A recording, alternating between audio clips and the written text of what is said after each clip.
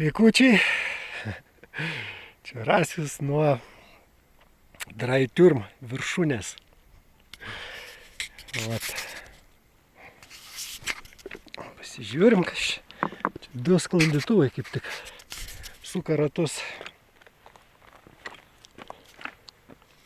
Čia dėžutė yra, kurioje galima autografą uždėti, kažką parašyti.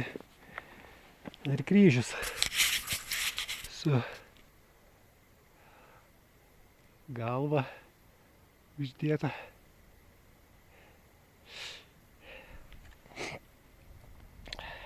Taip. Vaizdu galim truputį parodyti. O, čia kraštys statu. Siena vertikali. Ten vat yra mažesnė viršūnė. Draiturm 3 bokštų. Ten yra ta turbūt aukščiausia ten mūsų iš 3. Sklandytuvas. Čia va Šveicarija yra šita pusė jau, kur žalia ir gražu. O, ten Tilisūna Hiutė stovi. Nežinau, ten ar matosi. Tada ta viršūnė, buvau joj prieš 2 metus. Ten Sulzfluch vadinasi. Ten yra už šito bokšto žemiau perėja į Šveicarijos pusę. Oi, tai ne, sumelavau, čia ne Tilisūna, čia yra Karšina Hiutė, šveicariška. Tilisūna yra už šito kalnagubrio kitoje pusėje. Čia vat Lindaver Hiutė. Ir Alpė ten yra, kur karvytės ganosi ir pieno galima nusipirkti. Gaišpicė, žalia viršūnėlė. Toliau kranas, nežinau, čia ar matysis. Ten yra mūsų Golmas, Golmjochas viršūnė ir slidinėjimo kurortas viršus. Čia vat graži viršūnė Cimba. Čia mūsų Montafono tituluojama Montafono Matterhorn. Tai ten tik tai su virvėm ją galima įlipti, taip, kitaip neišeina. Ir uolinio laipimo bateliais. Tai, tokių gražybių. Nu, aš čia užtrukau valandą, vat atvažiavau iki Lindaver Hiutės. Dviratukas mano ten paliktas. Valandą nuo namų. Lindaver Hiutė 1700 aukštis. Čia yra, gal parašyta lygiai. Ai, ne, čia yra čia atminčiai yra Joachim Jonas Virknerio garbiai pastatyta salmė.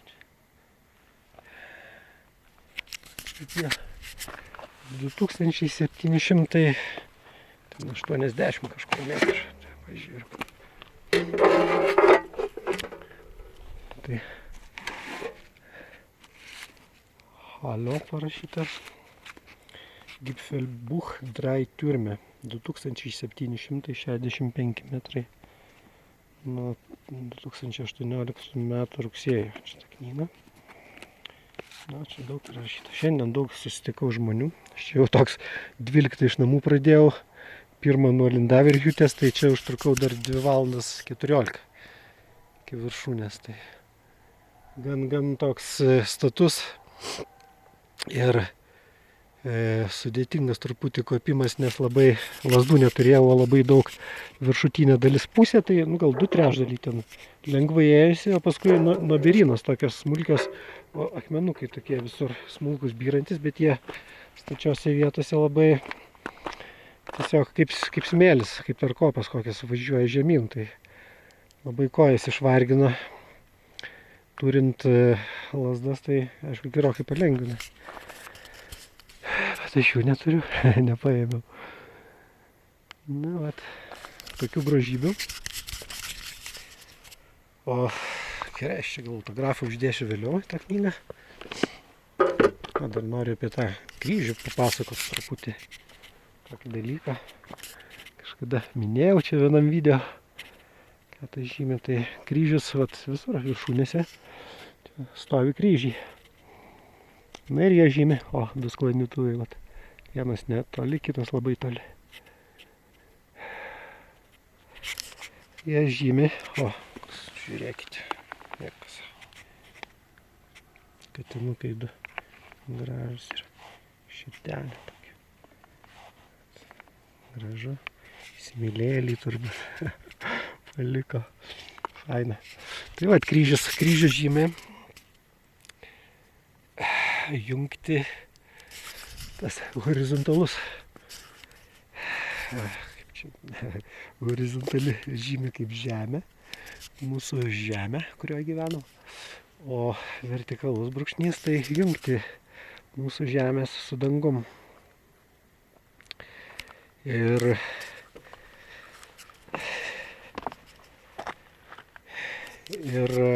tai yra gyvybės simbolis. Gyvybės gyvojo pasaulio, o mirusio pasaulio simbolis tai tas pats kryžius gali būti apverstas arba kur su numirėliu pakabintu. Tai vat, jis žymė negyvojo mirusio pasaulio simbolika tokia. Ir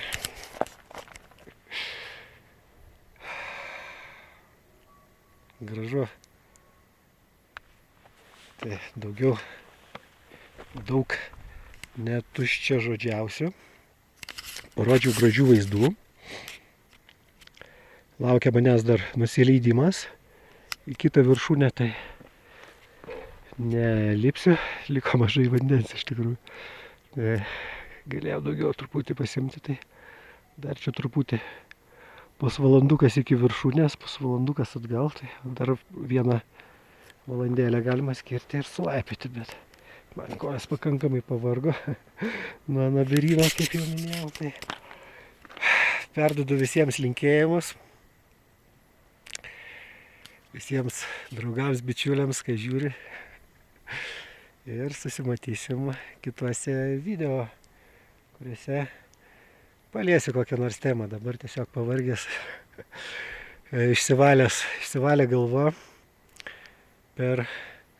Ai, va, dar vieną dalyką parodysiu. Išsivalė labai gerai galva. Neliko kažkaip minčių jokių ir nenoriu jų dabar kišti tiesiog. Noriu mėgautis, būti šiuo momentu. Čia yra labai įdomus dalykas. Stebėkit, kaip nupjauta gražiai. Kažkada ten ledynas buvo. O čia sniego lopinėlis likęs toks ir dar žemiau truputį. Irgi yra ledyno. Ten, vat, irgi viskas nuglūdinta, kažkada ledynas stovėjo. Ten tokios lygios uolos ir ten yra skylių, į kurias galima įlysti. O čia, vat, nu, atrodo tai kaip nupjauta. Su kažkokia mums nežinoma, nežemiška įranga. Tai va taip. Pabaigsiu. Čia buvo Rasius iš Muntafų. Būk ištraškęs elkis beprotiškai. Iki kitų kartų.